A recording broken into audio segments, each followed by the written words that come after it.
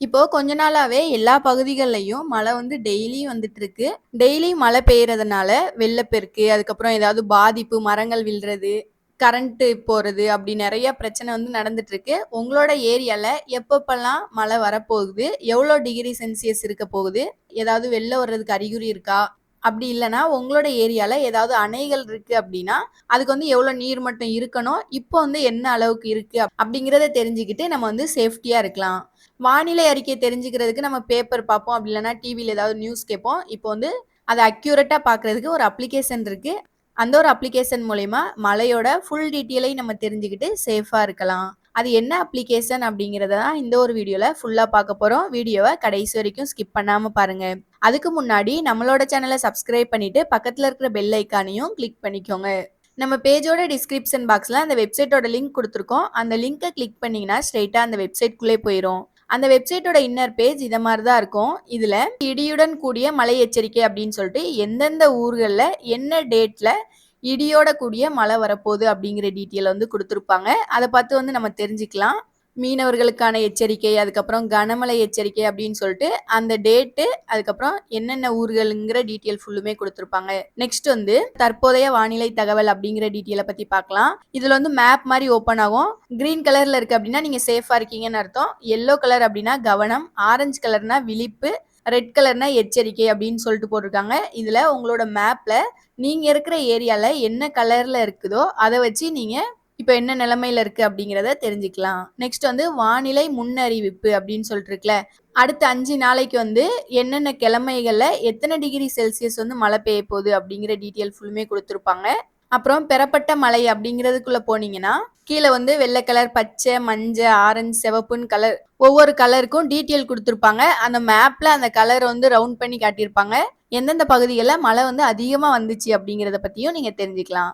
Next வந்து அணைகளின் நீர்மட்டம், அதில் போயிட்டு ஃபர்ஸ்ட் வந்து உங்களோட மாவட்டத்தை தேர்ந்தெடுக்கணும். அதை கொடுத்துட்டு உங்களோட ஏரியால என்ன அணை இருக்கோ அந்த அணையோட பேரை வந்து இதுல செலக்ட் பண்ற மாதிரி இருக்கும். அதை செலக்ட் பண்ணிட்டு அந்த அணையில அதிகபட்ச நீர்மட்டம், அதாவது எவ்வளவு இருக்கணும், இப்போ வந்து எவ்வளவு இருக்கு அப்படிங்கிற டீட்டெயில் கொடுத்துருக்காங்க.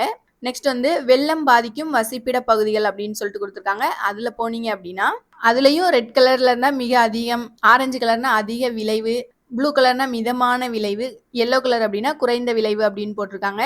அந்த மேப்ல என்னென்ன கலர்லாம் போட்டிருக்காங்களோ அதுல உங்களோட ஏரியால என்ன போட்டிருக்காங்கங்கிற டீட்டெயிலை நீங்க தெரிஞ்சுக்கலாம். நெக்ஸ்ட் வந்து தங்களின் பாதுகாப்புக்கான தகவல் அப்படின்னு சொல்லிட்டு கொடுத்துருக்காங்க. வெப்ப அலை அப்படின்னு ஒரு ஆப்ஷன் இருக்கும். அதை கொடுத்துட்டு பிடிஎஃப் அப்படின்னு இருக்குல்ல, அதை வந்து கிளிக் பண்ணீங்க அப்படின்னா ஒரு பிடிஎஃப் ஓப்பன் ஆகும். அதுல நம்மளை பாதுகாக்கிறதுக்கு என்னென்னலாம் பண்ணலாம் அப்படிங்கிற தகவல் வந்து ஃபுல் டீட்டெயிலாக கொடுத்துருப்பாங்க. அதுக்கப்புறம் பேரிடர் தொடர்பான புகார் பதிவு அப்படிங்கிற ஆப்ஷன்ல போனீங்கன்னா ஃபர்ஸ்ட் வந்து புகார் பதிவுன்னு சொல்லிட்டு தற்போதைய இடம், வேறு இடம் கேட்டிருக்காங்க. நீங்க இருக்கிற இடத்துல ஏதாவது பிரச்சனை அப்படின்னா தற்போதைய இருப்பிடம் அப்படிங்கிறத செலக்ட் பண்ணிக்கோங்க. அப்படி இல்லைன்னா வேறு இடம்னு கொடுத்துக்கோங்க. நெக்ஸ்ட் உங்களோட பேரு, உங்களோட மொபைல் நம்பர், என்ன கம்ப்ளைண்ட் கொடுக்க போறீங்களோ அதை வந்து செலக்ட் பண்ணிக்கோங்க. ஏதாவது சாலை சேதமடைஞ்சிருக்கு, அப்படி இல்லைன்னா கழிவு நீர் போகுது, கழிவு பொருட்கள், பள்ளிக்கூடங்கள் ஏதாவது சேதமடைஞ்சிருக்குன்னா அதை வந்து செலக்ட் பண்ணிக்கோங்க. நெக்ஸ்ட் புகார் துணை வகை அப்படிங்கிறதுல ஏதாவது மின் கசிவினால் அபாயம் இருக்கா, மின் கம்பி தொங்குதா அப்படிங்கறதெல்லாம் கேட்டிருப்பாங்க.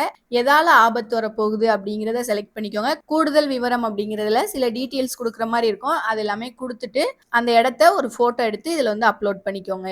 அப்புறம் சமர்ப்பிக்கவும் அப்படின்னு கொடுத்தீங்கன்னா அது வந்து அப்ளை ஆயிரும். அப்புறம் சென்னை மாநகர பகுதி நிகழ்நேர வெள்ள முன்னறிவிப்பு அப்படின்னு சொல்லிட்டு ஒரு ஆப்ஷன் கொடுத்துருப்பாங்க. அதை கிளிக் பண்ணி உள்ள போனீங்கன்னா தெருவாரியான வெள்ள அபாய எச்சரிக்கை அப்படின்னு சொல்லிட்டு ஒரு ஆப்ஷன் இருக்கும். அதை வந்து கிளிக் பண்ணிட்டு உள்ள போனீங்கன்னா என்னென்ன தெருக்கள்ல என்னென்ன அபாயம் இருக்கு அப்படிங்கிற டீட்டெயில் வந்துடும். கீழே பதிவு செய்ய அப்படின்னு ஒரு ஆப்ஷன் இருக்கும்.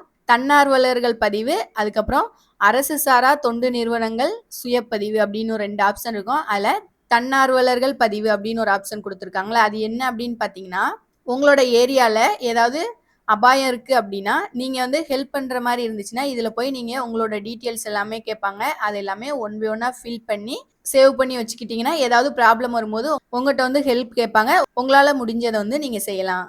அப்புறம் அரசு சாரா தொண்டு நிறுவனங்கள் சுயப்பதிவு அப்படின்னு ஒரு ஆப்ஷன் இருக்கும் 2வதா.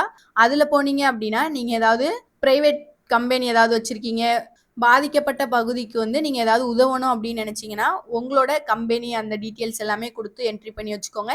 அப்படி ஏதாவது உங்களுக்கு ஹெல்ப் தேவைப்படுது அப்படின்னா, உங்கள கான்டாக்ட் பண்ணி உங்க கிட்ட ஹெல்ப் கேட்பாங்க.